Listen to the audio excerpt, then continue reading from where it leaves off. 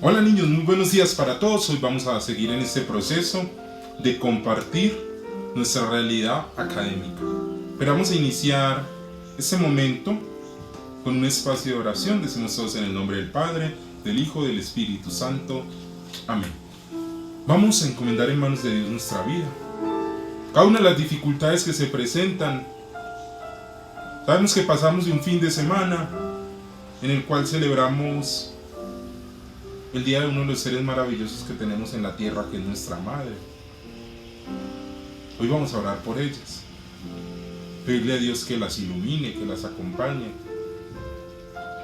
que cada día les permita seguir adquiriendo esa sabiduría para educarnos y para acompañarnos en este proceso de transformación personal.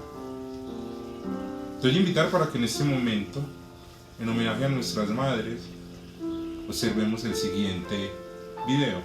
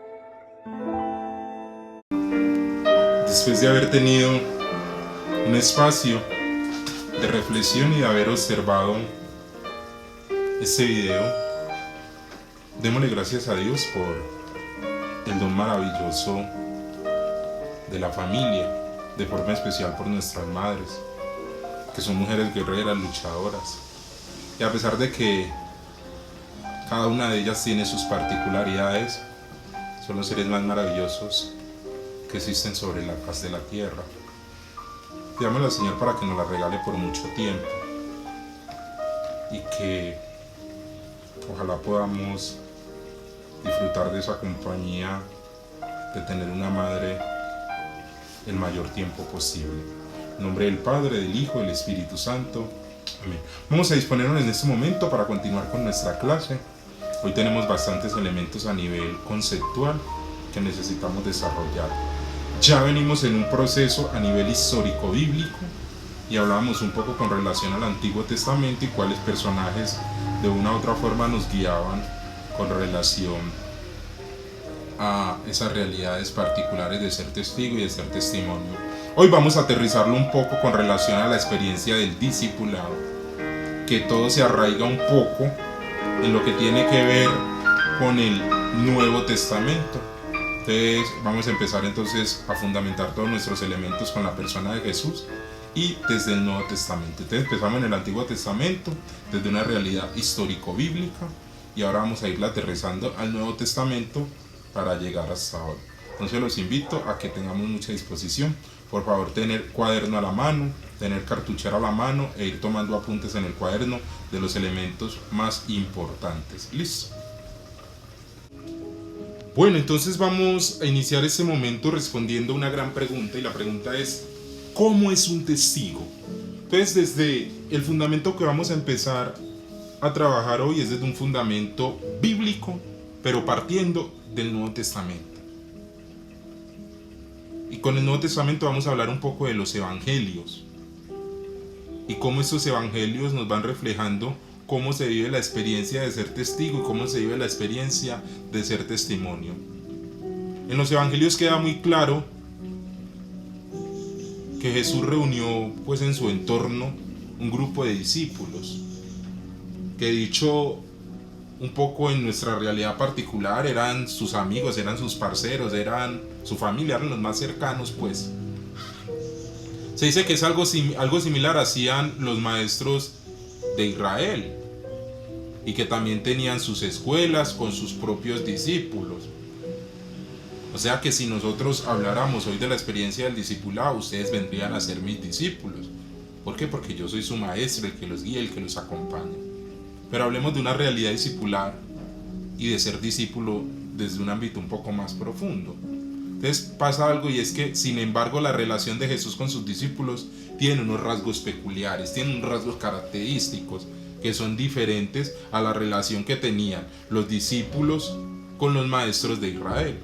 Entonces vamos a introducirnos un poco en esto para que ustedes también vayan entendiendo cómo se vive la experiencia del discipulado y cómo Jesús, de una u otra forma, tiene una relación directa con sus discípulos. Bueno, decimos que en este caso no son los alumnos los que van a apuntarse, sino que es Jesús el que toma la iniciativa. Es Jesús el que llama. Y él además no llama simplemente diciendo: oiga, venga, que yo quiero ser su maestro, sino que lo hace con una autoridad que es insólita, que es muy particular. Y Jesús no tiene una solidez de un título académico. ¿Por qué? Porque él no ha tenido maestros, sino que Jesús tiene una autoridad particular, y esa autoridad procede de la profunda experiencia de Dios. Y es una autoridad que no la da la academia, que no la dan los libros, que no la da simplemente el conocimiento empírico ni científico, sino que lo da esa relación directa con Dios, esa experiencia de Dios que de una u otra forma se convierte en una experiencia maravillosa, porque Él no habla simplemente de un discurso y no sostiene una teoría, sino que habla desde su realidad plena. Hay también diferentes tipos de discípulos según la versión del Evangelio. Primero hablamos que hay un grupo de 12 especialmente relacionados con Él. Un grupo itinerante compuesto por hombres y mujeres que van con Él, que lo acompañan. Pero también hay otro grupo de discípulos que suelen denominarse sedentarios. ¿Cómo así? Son aquellas personas que no han abandonado su casa, que viven la experiencia de discipulado, pero no andan con Jesús para arriba y para abajo, sino que ellos lo que hacen es que acogen a Jesús cuando Jesús va a hacer la visita o cuando va con los otros discípulos que son itinerantes. Entonces, ese ejemplo, digamos que Jesús mantiene recorriendo por el Valle de la Urrá, pero entonces en ese recorrido está con sus discípulos que son los itinerantes, pero hay otros discípulos que son sedentarios. Entonces unos se encuentran en Envigado, otros están en Copacabana, otros están en Medellín, otros están en Bello. Entonces, ¿qué pasa? Cuando Jesús pasa por Copacabana, se queda en la casa de los discípulos que son sedentarios. Cuando Jesús pasa por Bello, se queda en la casa de los discípulos que son sedentarios. ¿Por qué? Porque él anda con un grupo de discípulos que son itinerantes. Cuando hacemos referencia al concepto de itinerantes, son de una u otra forma caminantes, son personas que van en camino. Por eso se dice el itinerario de Jesús, el camino de Jesús. Finalmente hablamos de otro grupo de personas, que a eso sí no lo llamaríamos discípulos, sino que lo llamaríamos simpatizantes. ¿Por qué? Porque ellos escuchan con frecuencia lo que Jesús dice y también se asombran por lo que Él hace. Pero entonces son personas que no tienen un compromiso directo, sino que son personas que simplemente desde lejito van viviendo esa experiencia, digamos, de relación con Jesús, pero como simples simpatizantes. Bueno, entonces decimos que los discípulos aprenden las enseñanzas del maestro. Precisamente ahí es donde empieza este proceso de ser testigo y de ser testimonio. Jesús en este caso se vincula de una forma especial con sus discípulos y ellos se relacionan de una forma particular con su maestro. Estos discípulos siguen a Jesús de alguna manera, optan por su estilo de vida peculiar. Es una persona itinerante, es una persona, dicho de otras palabras, nómada, que mantenía de aquí para allá, de allá para acá, precisamente en ese proceso de anunciar el evangelio.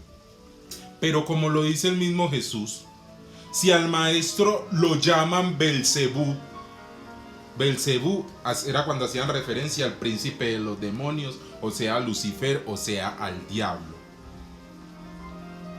Entonces dice, si a los discípulos, si al maestro lo llaman Belcebú, a sus discípulos lo van a llamar de igual forma, o peor. Entonces desde ahí es entender cómo en esa experiencia de ser testigo y testimonio de Dios va acompañado de unas particularidades, también va acompañado de algunas limitantes y de algunas situaciones bastante complejas. En el Evangelio de Marcos, en el capítulo 1, versículo 15, Jesús dice: se ha cumplido el plazo, está cerca el reinado de Dios, convertíos y creed la buena noticia. ¿Qué quiere decir esto? Que Jesús en primer lugar anuncia el reino de Dios, pero inmediatamente empieza a congregar una comunidad, una familia. ¿Para qué? Para que vivan esa experiencia de discipulado y acepten ese reino en sus vidas. Él está haciendo un llamado para visualizar ¿qué? Los valores. Ellos van a ser enviados ¿para qué? Para anunciar toda esa realidad de la experiencia del reinado de Dios.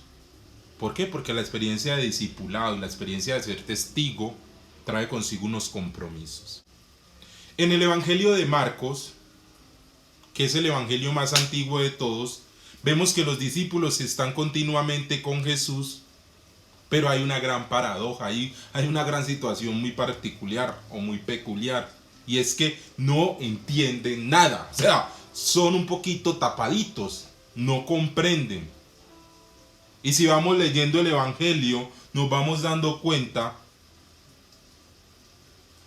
que aún a pesar de que iban en el proceso y al final de todo, ellos terminan abandonando a Jesús y terminan huyendo precisamente porque no entienden las implicaciones de ser testigo y de ser testimonio de Dios, de ser testimonio de Jesús. Es algo bastante preocupante, porque mire que ellos se supone que son los que viven la experiencia de discipulado, pero aún todavía en todo ese proceso no alcanzaron a entender cuál era el mensaje y qué era lo que Jesús realmente les quería transmitir. Pero pasando un poquito al Evangelio de Mateo, hay una gran particularidad, y es que en Mateo nos dicen lo siguiente: al final del Evangelio, en el capítulo 28, versículo 19, Jesús dice solamente a sus discípulos: id y haced discípulos de todas las gentes. Esto implicaba que una experiencia de universalismo, o hablándolo de una forma aterrizada a nuestra realidad, una globalización del Evangelio. Y si tenemos en cuenta que la comunidad de Mateo era una comunidad judeo-cristiana, ¿qué significa? Que era una comunidad que procedía del judaísmo. Vemos que anunciar esta experiencia de globalización o de universalismo evangelizador tenía unas características particulares. ¿Por qué? Porque era algo muy novedoso, era algo muy particular, era algo que de una u otra forma generaba un cambio y una transformación de paradigma. Por eso es que entre esa misma experiencia de ir generando ese proceso de universalismo, se vive una experiencia misionera. ¿Por qué? Porque el misionero tiene que dar testimonio de lo que anuncia, y ese testimonio lo tiene que dar con su vida. Juan Pablo II nos dice en una de sus encíclicas: el testimonio de vida cristiana es la primera e insustituible forma de la misión. O sea que realmente la misión es lo que yo doy, lo que yo demuestro. Esa es mi experiencia de misión. No hablar de Jesús, sino dar testimonio de Él. ¿Con qué? Con la vida misma. Ahorita pasamos al elemento del testigo de Jesús. Al final del Evangelio de Lucas y al comienzo del Evangelio de los Hechos de los Apóstoles, Jesús dice algo muy particular: permaneced en la ciudad, recibiréis el Espíritu y seréis mis testigos en Jerusalén, en Judea, en Samaria y hasta los confines de la tierra. Realmente, para vivir esa experiencia de ser testigo de Dios, debemos estar permeados por el Espíritu. Y ese estar permeados por el Espíritu es el que nos va a dar la fuerza. Precisamente cuando hablamos de la experiencia de Pentecostés, que reciben los discípulos, reciben precisamente cada uno de esos dones, y son los dones que van a permitir dar testimonio de la experiencia de fe. El testimonio tiene un carácter público. En un juicio, la persona que da testimonio se autoimplica en la verdad y fiabilidad de lo que dice. ¿Por qué? Porque es que la persona, cuando habla de la experiencia, dice: no es que yo fui testigo, es que yo vi, es que yo hice parte de esa realidad. El testimonio es el único medio de expresión que los contenidos últimos de la existencia humana. Realmente es el testimonio el que habla. Hay valores como la esperanza, como la fe y como el amor, que no se demuestran teóricamente. Tienen que ser partiendo de una experiencia de fe. No se entienden con publicidad, no se extienden con campañas ni con propagandas. Eso se contagia, eso se pasa, eso se transmite por el contacto personal, por la relación con el otro. Y allí es donde se convierte en un proceso humanizante. Jesús da testimonio de Dios a través de su libertad. A través de esa forma particular de ver la realidad, de la valentía, del tesón, de la fortaleza con la que denuncia la hipocresía, con la que denuncia la injusticia, con la que denuncia las situaciones de pobreza dentro de la realidad particular a la que él pertenece. Pero Jesús tiene algo muy particular, y es que Él da testimonio a través de su misericordia, a través de su íntima experiencia con Dios Padre, a través de mostrar y representar a ese Dios amor. San Juan nos dice que a Dios nadie lo ha visto nunca. Y hablamos del Hijo, del unigénito que está en el seno del Padre. Es el único que da testimonio de lo que sabe, de lo que ha visto. Entonces Jesús es quien refleja esa experiencia del Padre. El cristiano da testimonio de Jesucristo. Jesucristo da testimonio del Padre. Y la forma máxima de ese testimonio debe ser el amor al otro. debe ser el amor a las personas. Es entender ese dar la vida por el otro, ese es ayudar al otro, es entender esa experiencia de discipulado, de ver a mi prójimo, de ver al más próximo. Se dice que el martirio es la forma máxima de testimonio. Martirio es cuando alguien entrega su vida por la fe. Y mártir es la palabra griega que quiere decir testigo. Entonces vea todo lo que implica. Que a veces esa experiencia de ser testigo implica hasta dar la vida misma. Una situación que viven muchos de los líderes políticos en nuestro país. Que muchos de ellos han sido asesinados precisamente por denunciar algunas irregularidades que viven en el contexto.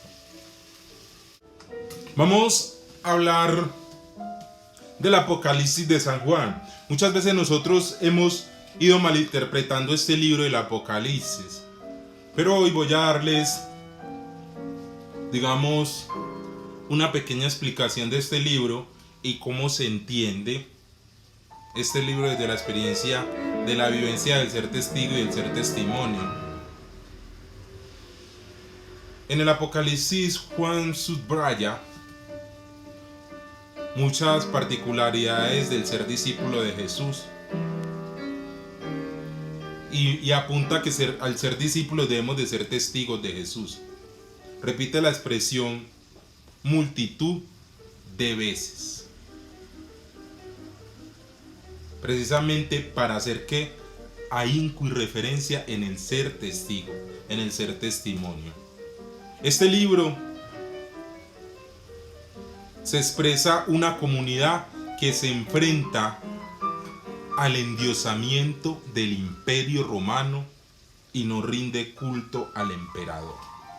Entonces partimos de algo, y es que el Apocalipsis, aparte de ser un libro, es un género, que lo llamamos el género apocalíptico.